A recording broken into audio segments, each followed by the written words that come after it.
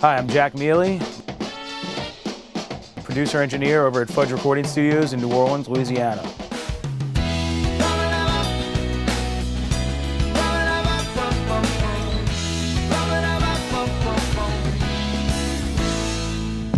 Hi everybody, this is Chad Gilmore with us today. He plays drums for Mark Broussard's band. He's going to be playing some drum beats for us, and we're going to be getting some drum sounds using all Eurekas and an ADL 600. Let's get started. I used a bunch of different mics. I think we used 12 mics today. The RSA-77. It's a ribbon mic. It's an old vintage ribbon mic, but any ribbon mic will really do. But I like to put this sort of right above the kick drum, sort of aimed right at the belly of the drummer. You don't want to get it too far back because that's what room mics are for. We have room mics for that. I'm just trying to sort of capture the whole essence of the kit using this one mic. For kick, I'm using a sub kick, a Yamaha sub kick, and I'm using an Audix D6. For the snare, I used a top and a bottom snare. I use a top and bottom snare mic. I used a 57 on the bottom, and instead of using a 57 on the top, I wanted to go with something that was a little hotter sounding. I used an Altec 175 tube mic. As you can see, it's just a little teeny pencil mic, but it's got an old AKG capsule on it. I'm using a Beyer M160 on the hi-hats. This is a hypercardioid ribbon mic. On the toms, I used an Old Faithful. I used a AKG C414 TL2. I put it in figure 8 mode. I put it in figure 8 because figure 8 pattern on microphones has got the best off-axis rejection. So see how close this cymbal is?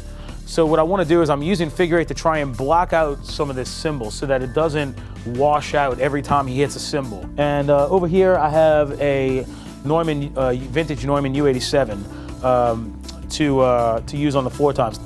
For the overheads, I used the Audio-Technica 3035s, and I put them in sort of an XY pattern.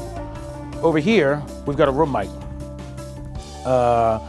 We've got a AKG C12A vintage mic. It's a tube mic, and we just have this in the back of the room. Let's go upstairs and get some sounds. So Chad's down in the main room right now. He's getting ready to fire up some drum sounds for me. I'm gonna be talking to him via our headphone amp using the Persona Central Station right here so he can hear what I'm saying. Chad, you ready down there? Yeah. All right, Chad, give me kick.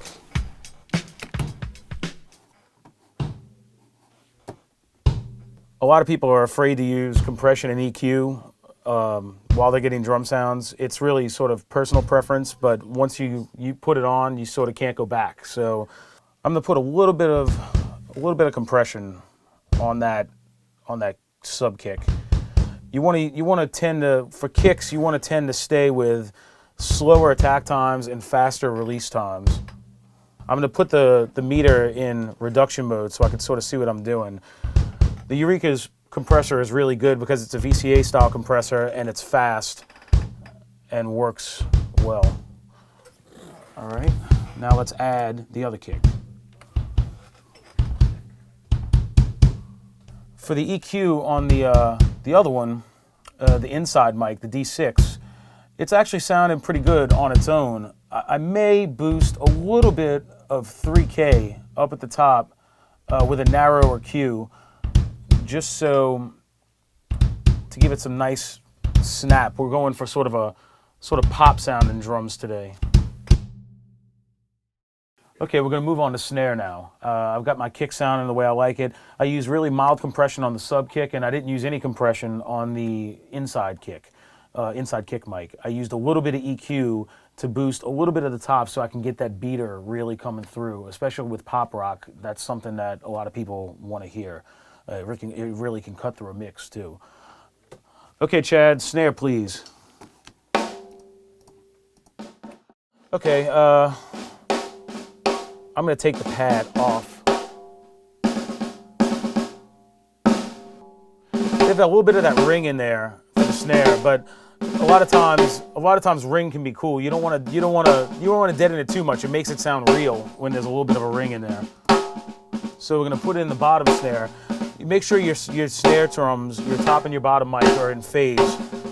So we've got our we got our bottom coming in now.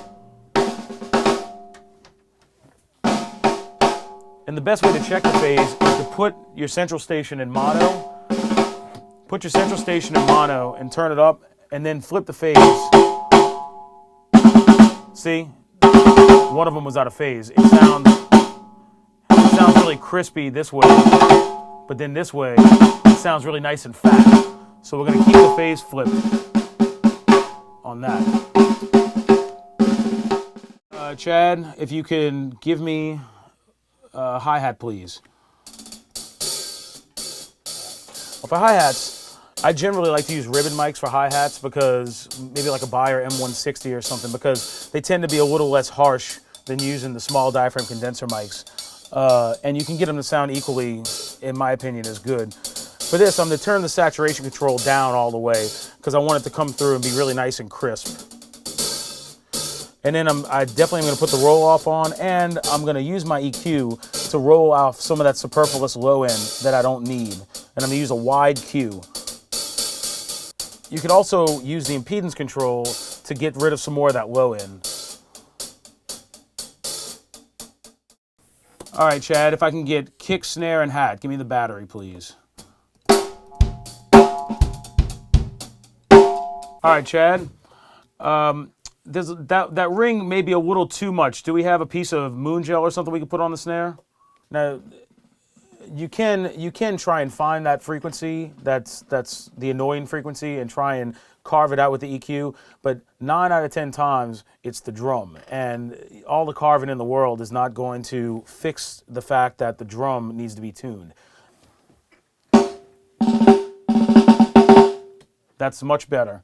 So a good piece of gaff tape or some moon gel or even a wallet, so a lot of times if you're going for a really dead sound, or a piece of loose leaf paper on top of the snare drum can really help eliminate some of that superfluous ring. Okay, kick, snare, and hat one more time, please. Yeah.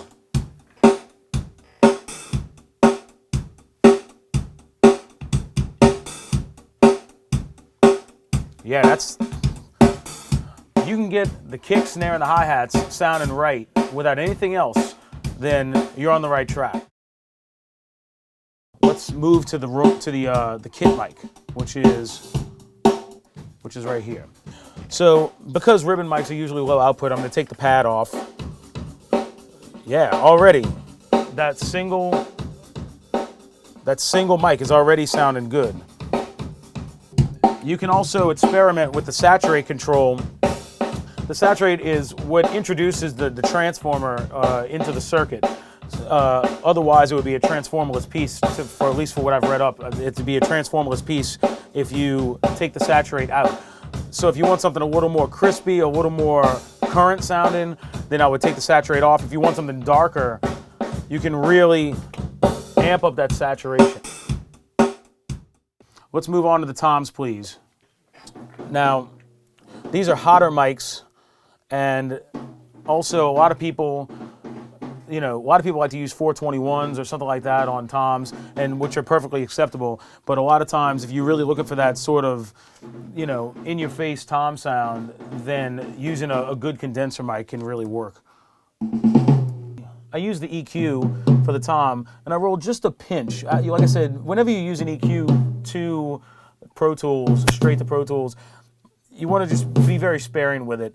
I rolled off just a little bit of around 100 hertz to, and I'm going to use a pretty fine cue because, like I said, I don't want to go overboard, because you can always take away later, but you can't take away, like once it's gone, it's hard to put it back. So that's sounding pretty good. Just watch your levels. Okay, Chad, let's move the floor tom, please.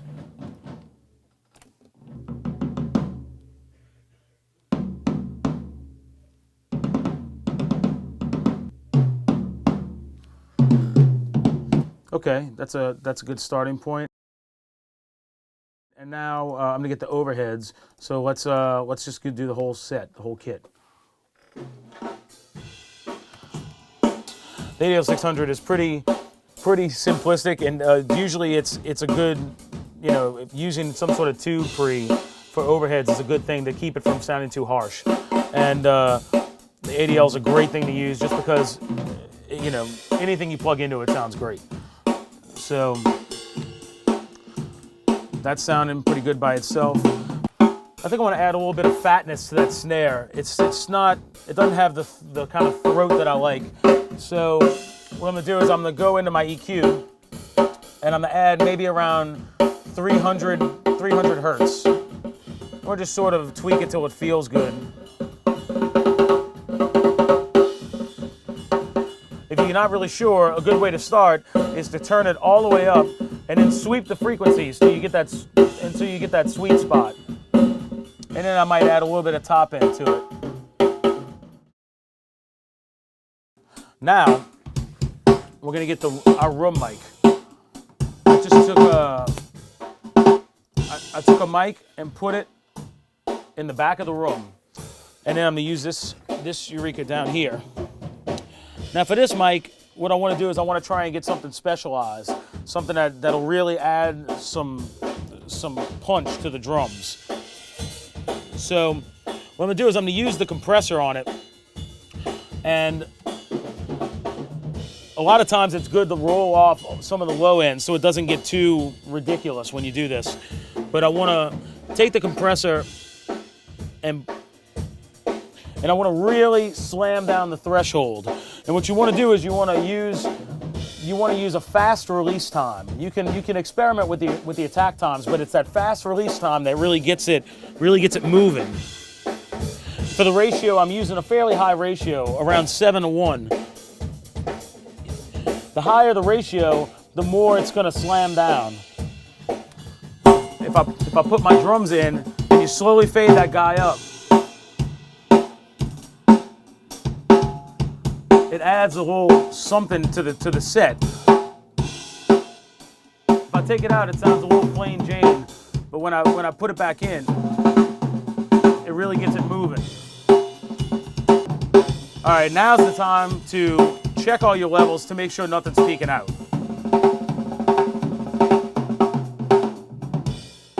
And now we're ready to record our song.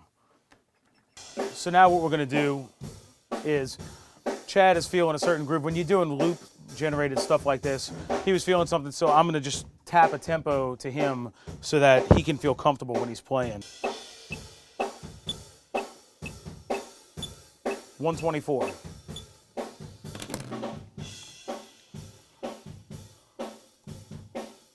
Okay, Chad, check out this tempo. Tell me what you think. Now it's up to him. My work is done here until he plays something I don't like.